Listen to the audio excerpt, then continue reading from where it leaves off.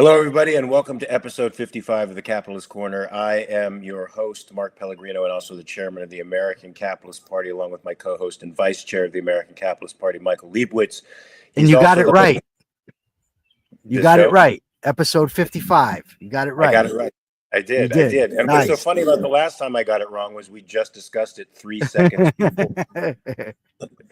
So also, Michael is the host of The Rational Egoist. I suggest everybody be watching the show, including everybody at Porcfest who is listening in or watching this show from afar.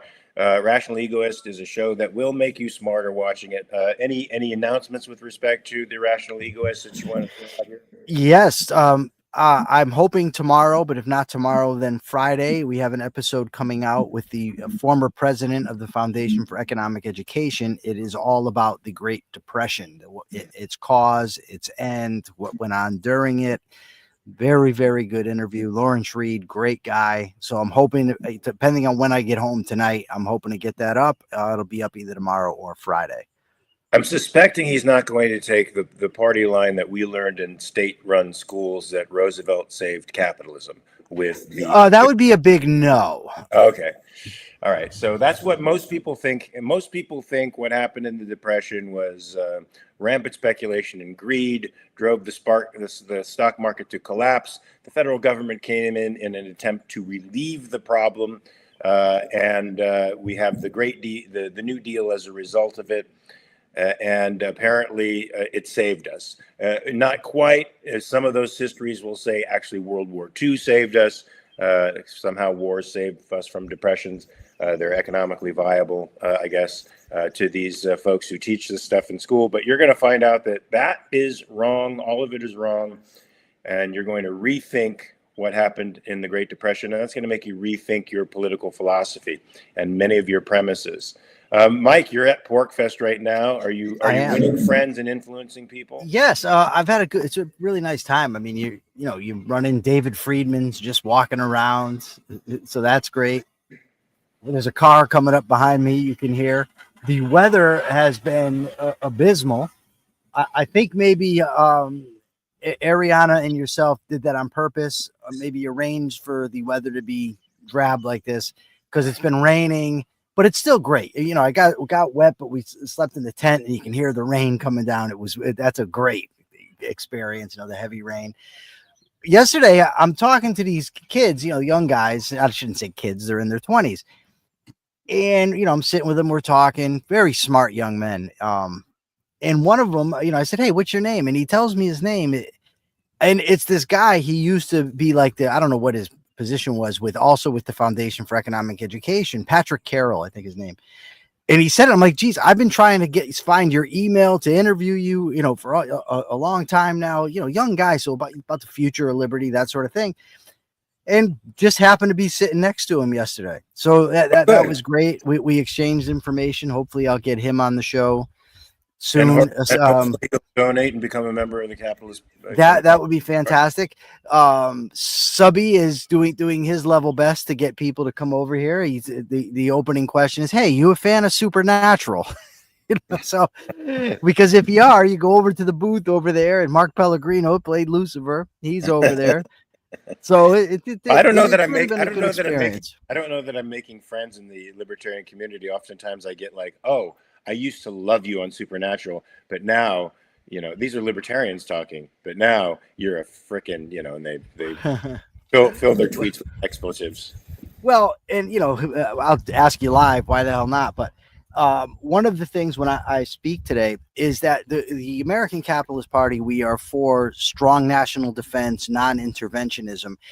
But within there's a lot of room for differing views on specific policies. The principle is there. We're not going to be going around nation building. We need a strong national defense so that we don't get attacked. And the purpose of our military is, it's a defensive purposes, but that doesn't rule out a strike when we know somebody is, for instance, going to attack us. So that would be up for debate. When is somebody going to attack us? When does that warrant military intervention? Yes, but we're not neocons on the one hand, but we're also not your pacifistic libertarians on the other. All right. Would that be an accurate way to state it? I guess think that's my question. I think that's an actual great way of saying it. Hopefully, the people who think inside the box can understand that. James Valiant says something here. So it's Mark, me, and now the weather conspiring against you, Mike. Listen, Mike. Yes, and Ariana and the people here at Porcfest. Yes. I just want to tell you something. If there's no way a human being can conspire with you with weather, but if you're implying that Lucifer is somehow making the weather bad to fuck up your Porcfest experience, let me just tell you something. Lucifer was the first rebel against arbitrary authority, so he would be on the side of Porcfest and would want the day to be a very sunny, good day and want you to make as many converts as possible. Yeah. So I think the real conspirator here, Pop. I think it's the dude upstairs. I think he's the one who would prefer us to be enslaved to obedience. You know, now, that's very funny. I'm saying something sacrilegious. That's okay. I don't mind it. Okay. I know let me just say, I think I got Greg Lewis and Akira Felix have my back. Kat Sterling, she's on the fence because she's a big Mark Pellegrino girl, so she might be teaming up against me.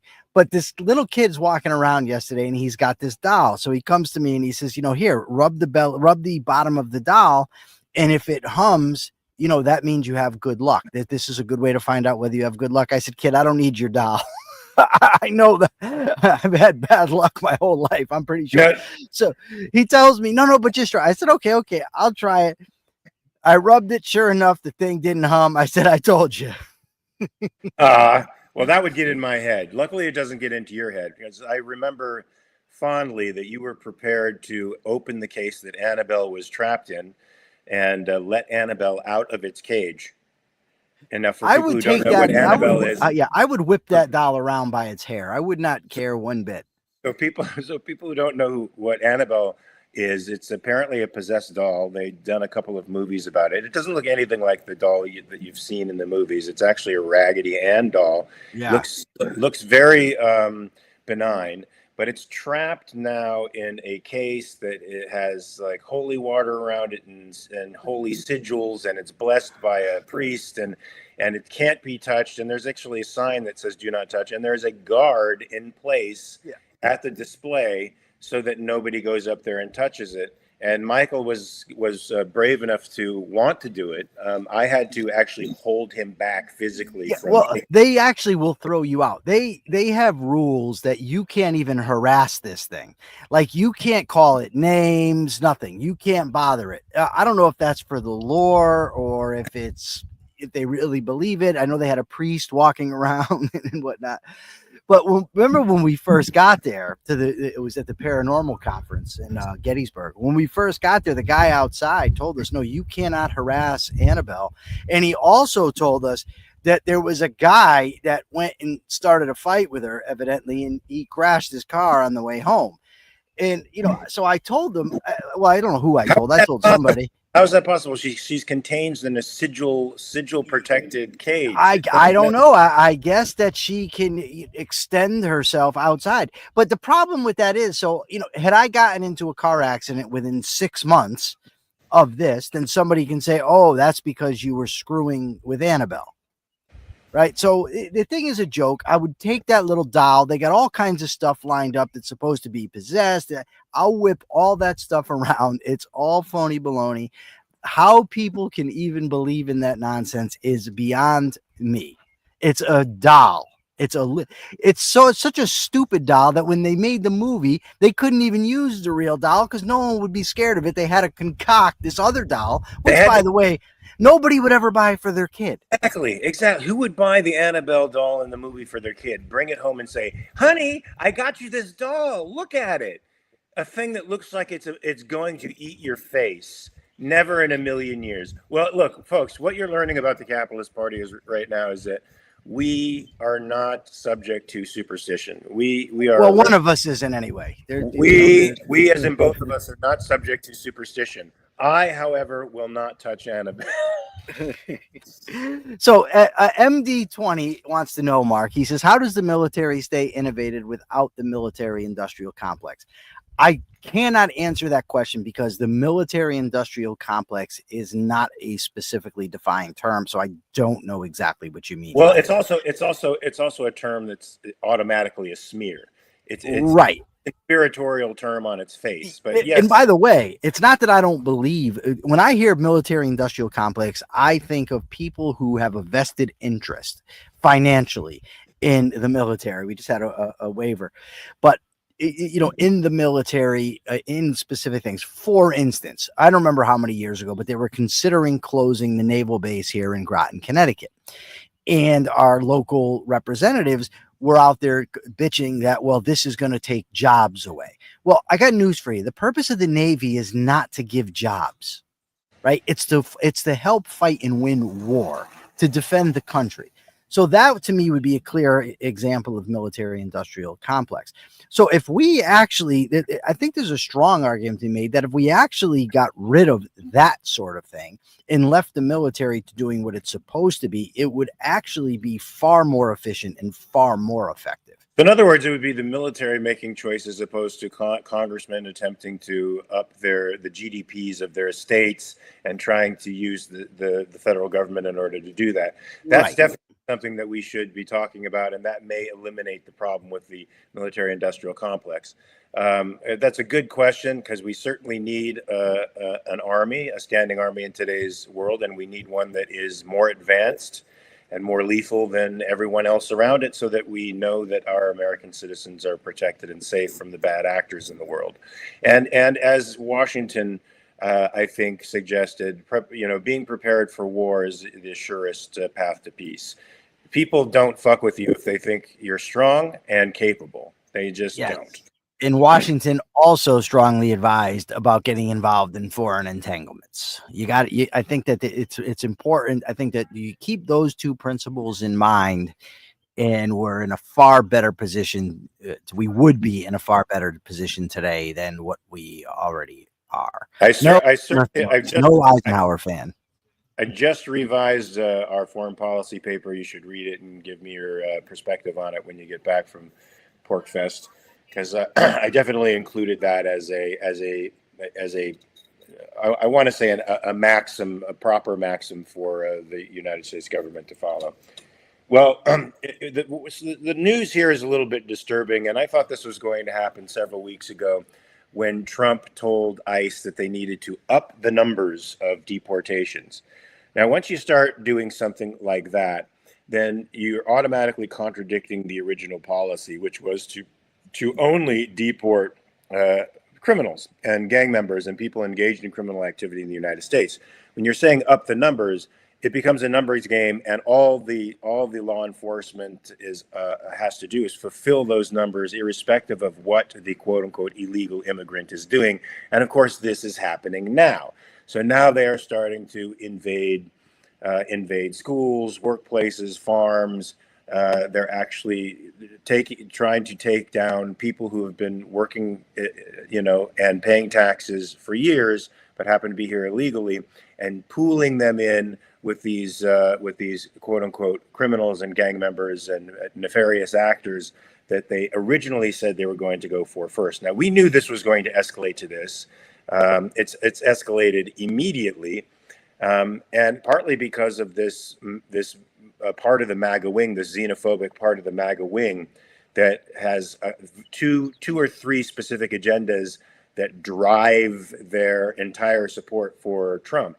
It's because Trump recently thought it was a good idea, pragmatist that he is, and this is one of the things that I've said more often than not, that well, we can rely on his pragmatism to somehow course correct, at least if there's a value to pragmatism, is that he says stupid things and then has to walk them back, and then actually does try to walk them back. Well, he tried to walk back this quota system by exempting farmers and exempting hotels and certain service industries. But of course, the MAGA wing, the Marjorie Taylor Greens of the fanatical wing of the MAGA movement, have become incensed, and he risks, of course, his coalition breaking apart. So now he's gone back to the original. Now we need 3,000 deportations per day. This is what they're going for. This is frightening, man. This is super scary. Tell me what you thought of this article. This article comes from The Hill, by the way. Well, I'm very much opposed to the get all the immigrants out policies and the close the border policies that have been advocated by MAGA and this president. Even more than that, however, I'm opposed to policy being at one man's whim, because the whole idea behind a capitalist, a free society is, well, not the whole idea, but a big part of it is that you have laws that are objective, that anybody can look at so that you know how to act. Okay, this is what I can do. This is what I can't do. Now I can behave. But when you have a president changing rules on a whim, now you don't know what to do. So if you, for instance, are a businessman and you have a guy in front of you and he's looking for a job and, you know, he doesn't have his papers, whatever, you don't know what to do. Even if he has, let's say, even if he has a visa, well, is Trump going to cancel that type of visa soon? Is that what's going to happen? You know, and you just can't know, and then you can't behave. Arbitrary power, I believe Ben Franklin said something to the effect of, my entire life is dedicated to the battle against arbitrary power. And that's why, but that's what we have. And a lot of this has come, you know, from these executive orders that have seemed to have increased exponentially, you know, over the past 10, 15 years or whatever. So it's just not a good thing. There needs to be, whether it be tariffs, immigration, whatever the policy is, people need to know it so that they can effectively behave. Ann M wants to know, is deportation a valid penalty for immigrating illegally? And my answer to that is an unequivocal no, it's not, because the laws upon which those deportations are having are not valid. They're unconstitutional because the federal government is not granted any authority under the Constitution to pass immigration laws. So the Constitution is the highest law of the land. And there's a reason for that. As the Capitalist Party chairman, I can say that we are for open immigration because immigration is a right. The ability to move from a worse place to a better place is a right. It's part of a freedom of action, a basic freedom of action. I have done a reality check about it on immigration. If you want to go to my YouTube channel and check it out, you can give me your comments. Tell me what you think. It's extremely unpopular now because people are riding the xenophobic wave and very anti-immigration. But immigration, on almost every level, improves our lives. Now, what I find particularly fascinating about this is the way both sides use each other's arguments to justify their policies. So now you have the Republicans arguing like Marxists for the abolition of immigration because it lowers the prices of wages. They don't like the competition, and you know they're trying to increase the wage price of the American wage earner, which makes things more expensive for you and me, folks. That's all it does down the line. When a job can be done for much more cheaply, there's no reason why a company shouldn't be able to take advantage of that. It's a benefit both to the person who's agreeing to that wage and to the person who's hiring them, and to us who benefit from the lower costs. So what Trump is asking to do with his tariffs and with immigration policies to make life harder for us Americans. To fulfill a political promise to a rather dogmatic wing of the MAGA movement. So this is a very disturbing development, and they want to 10,000 people. Sounds like there's a lot of noise over there. There was. They want to increase ICE employment to over 10,000 people, which means more rights violations coming in the future. And he's choosing to, of course, target sanctuary cities, which happen to be blue. There's no way of avoiding that. This looks like he's targeting his political enemies. No matter how you try to slice it, it looks like he's targeting his political enemies. And so this could cause a great deal of social unrest, as it already is. So I'm not looking forward to the next couple of years of this playing out unless he's able to make some pragmatic adjustments that his crazy coalition is able to go along with. I'm just curious for the chat people, is if you've noticed, I've changed the format of the visual that you guys are getting from Mark and me, and I'd just like to know if people would prefer this or the old way we were doing it. Greg Lewis makes the point that yes, but until the Supreme Court declares them unconstitutional, they are laws on the books. That's true, and it makes it a very tricky thing, because then if you are the president, do you defy the Supreme Court, or what do you do? But the bottom line is, law enforcement is necessarily selective, right? Regardless of what anybody says that all laws need to be enforced, they could not do that even if they wanted to, right? There's just no way to. They don't have the manpower to go around and make sure nobody's violating any of the laws that are on the book. So you could just leave it alone. Here's just one possible strategy. But if somebody gets arrested so that you now know they're breaking the law, and then you find out they're illegal, then deport them. That would be one way around what's going on. Not that I necessarily would support it, but I'm just saying that it is a way. And not only that, but it would have the added benefit of actually only kicking people out who were committing crimes within the United States. So Akira says I'm too close, because I am leaning forward. So maybe I should lean back just a little bit. Akira, be cool, Mark. Lean back. You're this generation's James Dean. Just lay back a little bit. No, man, I ain't laid back. I'm getting up to my microphone to make sure you can hear me. That's part of the reason, because the arm of my microphone has a mind of its own. So now that I've got it stabilized, I try to make sure I'm within its field. Maybe Annabelle's got a hold of your microphone. Hey, also, Deeper with Diego, I'm not sure what show he was watching, but he said he liked the old way when the both of us were streaming naked.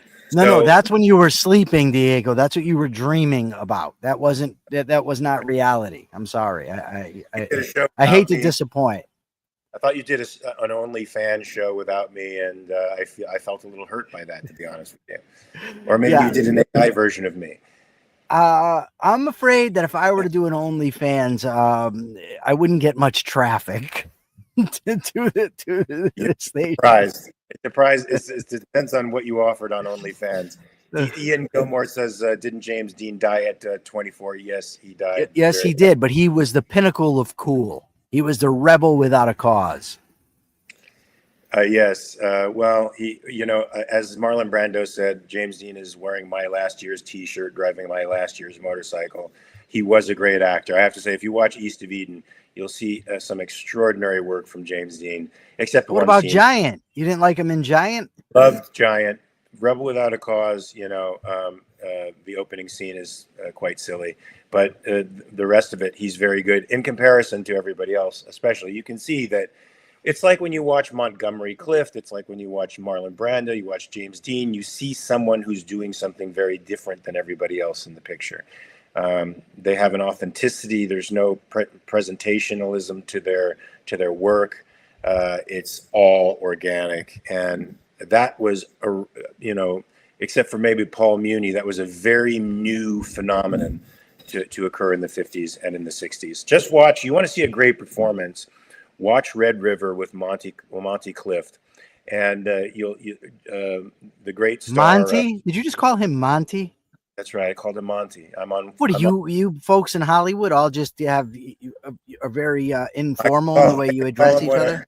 I can call him what I want because he's dead, so it doesn't matter. But Montgomery Clift gives a great performance in The River, and the main star of the show, John Wayne, was very skeptical about working opposite Monty Clift, not just because he was a method actor who seems soft, and Montgomery Clift's character is a very hard, tough guy, and you want to see some great work, something that's extraordinary, where you have to watch him every scene.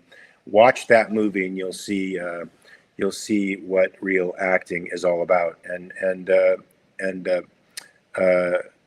John Wayne is no guy that you can simply steal a scene from, but Montgomery Clift does every time he's in a scene with him, because Montgomery Clift is real, and John Wayne was a personality actor, a good one, a legendary one, but nothing along the lines of a James Dean or a Montgomery. Dude, are you hating on the Duke right now? Is that what's I love happening? I love the Duke. I love the Duke, especially in his later work. His later work is fairly untouchable. The Cowboys is one of my favorite movies. If you have not seen The Cowboys, you should be lashed in the public square. And What about Hondo? I love Hondo. Now, Hondo is a great, great, great movie. I'm glad you brought that up. You know why I love that movie? Because it breaks all the stereotypes. All you hear from the people on the left, the people who are all about, how we disrespect, minorities and Native Americans in film for years and years and years. We made them into cliches. Hondo, the hero of that story, is the Indian. The hero of that story is the Native American. He's awesome, and you've got to see that movie. It is good. It just gave me the chills. So I'm surprised you've seen Hondo, but you haven't seen The Cowboys. Dude, I may have even seen that.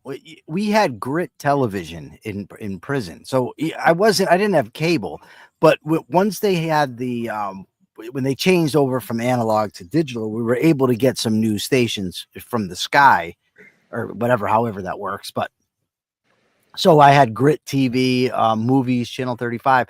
Plus, every Saturday night, PBS would have classic movie theater. I love that stuff. So I've seen a lot of Bogey, Key Largo. What was the other one for the Philip Marlowe character he played? I don't remember. Then there was the one with Lauren Bacall. Maltese Falcon. Seen that. That wasn't my favorite though. But the one with Lauren Bacall where he was escaped from prison and he Man Without a Face or I don't remember it, but it was good. It was a good movie. Casablanca is phenomenal. One of my favorite movies of all time. The Big Sleep. That's it. Yeah, Ian Gilmore. Yes. That should have been. You should have. You're the Hollywood guy. If you're not going to be our go-to for Hollywood stuff, what do we have you around for? Do not watch the remake of The Big Sleep. It will put you to sleep. By the way, we have a problem with deficits between viewers and likes. What is happening, people? Yeah, this is most unfortunate. It has to be corrected immediately, folks. Please do not forget to hit the like button and the subscribe button. You will benefit from it. We will benefit from it. The internet will benefit from it. The world will benefit from it. We don't always just talk about movies here. We actually talk about the capitalist perspective on world events. Yes, and we're ending early today because I got to go give a speech, which hopefully we'll be able to post that as well. But so we got more stories here to talk about, right? Yes, we do. Yes, we do. Let me take a moment to look up stuff here. Yes, here we go. This is sort of related to what we were talking about with respect to immigration. Hold on 1 second. We have a guy here who says, "What am I looking at here? Another woke Democratic crying party? More fruitcake stuff?" Frisco, whatever your name is. We are the farthest from woke you will find. We are neither one of the twin nightmares of Trumpism nor woke. We are the real. We are not crying about our victimization or how we're being exploited or anything else. We are about individual responsibility, individual empowerment, free market capitalism to the core. Yeah, Frisco, turn on your brain, buddy. You need your morning coffee. You need to wake up and try to grasp exactly what it is we're talking about. You'll be a better man for it, or woman, whatever you are. I don't know. Live normally does start at noon. Today it started early because of the aforesaid speech. I have to give it 1 o'clock. And we have to be out of here in 15 minutes so that he can give that speech and start converting people from libertarianism and anarchism to capitalism. So Trump is confronting a rare MAGA purity test on Iran and immigration. So the Trumpsters are pretty much aligned with the Dave Smiths of the world, right? They are anti-immigration. They think the borders need to be landlocked, which is interesting for a supposed free marketer like Dave Smith. And they are also anti-interventionism across the world, which seems to me to be anti-interventionalism seems to be to separate value from the valuer, to separate context and value, because you cannot say in all cases that it is not appropriate for America to intervene, particularly when its interests are truly at stake. And in this case with Iran, where we have a state actor who has not only Mark, been we got Subby waving. I just want to challenge you a little bit on that last point, because I consider myself a non-interventionist. I don't think that what the Dave Smiths of the world are is anti-intervention or anti-interventionist. I think that, especially with Dave, not necessarily with the MAGA people, is they have a blame America first philosophy. So therefore, anything that goes wrong in the world is the fault of America. Therefore, America should never do anything. And there's a big difference between being anti-war under all circumstances and being anti-intervention. When I think of interventionism, I'm thinking of nation building, that we're going around the world and we're trying to install democracy, that sort of thing. There's a different story to me if we've been attacked already, or if there's an imminent attack against us and we, launch a military strike. With the imminent attack, it gets a little bit tricky because the propensity of these folks to be wrong and to lie makes it a difficult thing. But in principle, if I know somebody's charging at me with a knife or has a knife and is going to stab me, I'm not waiting until they put that to my throat. You know what I mean? Indeed. I'm throwing the big right or the little right, however you want to talk about it. Unfortunately, interventionism is being conflated with nation building. It's being conflated with that neocon Wilsonian democracy, extending democracy to the rest of the world ideology, as opposed to engaging in a conflict in which American interests are deeply involved and defeating the enemy entirely, so that that threat no longer exists for the American people. In the case of Iran, we could clearly say that Iran has been a threat to American lives. It's murdered American citizens abroad. It's inspired the murder of American citizens on our home soil. It's inspired Islamic jihadism around the world, and it continues to attempt to encroach upon, to create Iranian hegemony across the Middle East, which affects us in the long term. And by getting a nuclear weapon, it would make itself untouchable, and could then use that as leverage to manipulate the entire world, including the United States. So taking out this bad actor, in other words, interfering or getting engaged in this conflict to a certain degree, is actually good for American interests. It actually helps America, and consequentially saves the rest of the world as a result, even though that should not be our long-term goal. Our long-term goal is just to protect American interests. But it just so happens that Iran is a very bad actor that needs to be taken out. Yeah. Now, what do you think about this interview with Tucker Carlson and Ted Cruz? The first thing I thought, I look at this and I think, look at this, the battle of the grifters, right? Yeah. There was a time when I thought Ted Cruz had character. I haven't seen the interview. It hasn't been out yet, I don't think. But Tucker evidently released some clips that were unfavorable to Ted Cruz. Ted Cruz responds and says, wait till the whole thing comes out, that sort of thing. But the truth of the matter is, I don't trust either one of them. There was a time when I trusted Ted Cruz and thought he had some backbone, but then he folded to the Trumpster. And I said, well, this guy doesn't have it. And Tucker Carlson, I mean, this guy, evolution's fake. Demons are visiting him in the night. They're flying around the country, whatever, peddling bullshit, says one thing in his emails and other things on his show.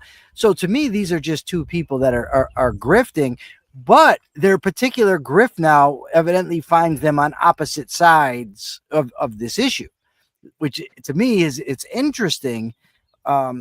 You don't know if they mean what they're saying or not, but I find it interesting nevertheless. And Trump recently, what do you call Tucker? Kooky? Who cares what Kooky Tucker says or something? He gave some nickname. I don't remember exactly what it was. I don't know, but the crazier Tucker gets, the more popular he seems to get, which I find extraordinary. Because like 10 or 15 years ago, it seemed like he was a voice of reason on Fox. He had sort of a libertarian-esque take on things. He definitely was one of the few people who didn't toe the party line, but I always sort of looked to him as He's sort of the smart guy on Fox. If I want to listen to somebody who's reasonably close to my point of view, he's since gone MAGA crazy. Like he's gone off the deep end, and he's even into MAGA conspiracies, and now experiencing some kind of spiritual delusions as well, which is frightening because Candace Owens seems to be going through the same thing. And is it an act? Is it just a means of getting clickbait, or what? I think so, because, and I agree, by the way, there was a time when I would see Tucker. He used to be on Chris Matthews, not Hardball, but it was another show, to Chris Matthews show, I think it was called. It used to come on Sunday, and Tucker would be on there, and he was one of these guys like a George Will or Britt Hume that I would say, wow, like even when I disagreed with him, I would say he has a reasoned perspective. He went from that sort of conservative, then he was with Cato for a while, and then he had, I think, with Paul Brigala, I'm not positive, but I want to say, I'm not sure what station it was on, doesn't matter, but they had a show they were on together, and and it seems that wherever he goes, he's able to fit what he thinks the audience wants to hear, and so much so that he's now critiquing capitalism outright. He's been doing that. He was doing that before he got kicked off of Fox. Yeah, and so I just don't. I don't trust him. I don't know if he's lying or if he's truthful. Either way, it doesn't really matter to me because I think that he has bad ideas. So this is so crazy. Ashley Shrugged, who's like my sister by another mother, Ashley Rizzi, said, "I miss Charles Krauthammer." I was thinking exactly the same thing. Yeah, I think you just defeated the purpose of Ashley Shrugged, though. No, because it's supposed to be anonymous. No. I think that's her point. No, I don't think she'd be worried about me saying her.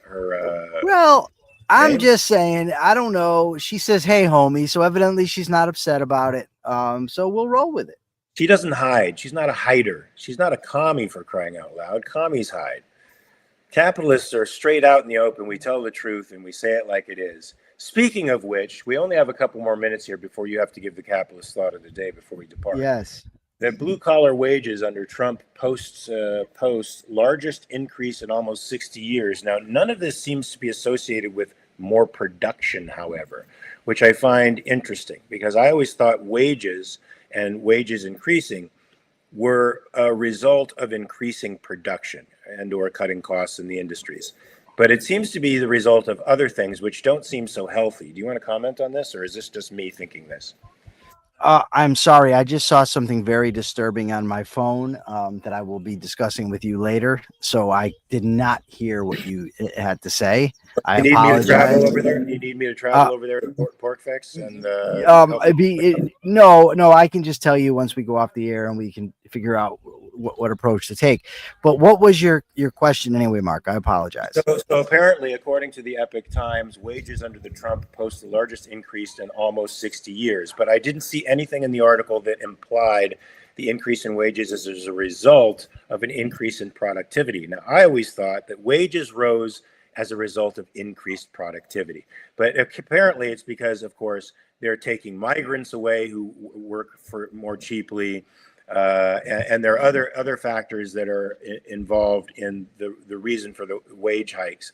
Now, that's not healthy to me. That isn't necessarily going to lower the cost of living for American citizens, even though it may sound good on the surface. Do you find any flaws with that reasoning? I'll tell you, the reason that I sent you this was because I think that the propensity of people on all sides to jump on the economic information of the moment is a huge mistake. You don't know how long it's going to take a given policy to really, take effect and ripple throughout the economy. You just can't. So even when people were going sick about Trump's tariffs and how they were ruining the economy, I didn't jump on that. I know tariffs are a bad idea. It doesn't have to take effect right away for me to understand that. So I didn't jump on that because then what happens is the next time, when the economy looks a little better, the stock market looks better, then the other side comes out and says, aha, look.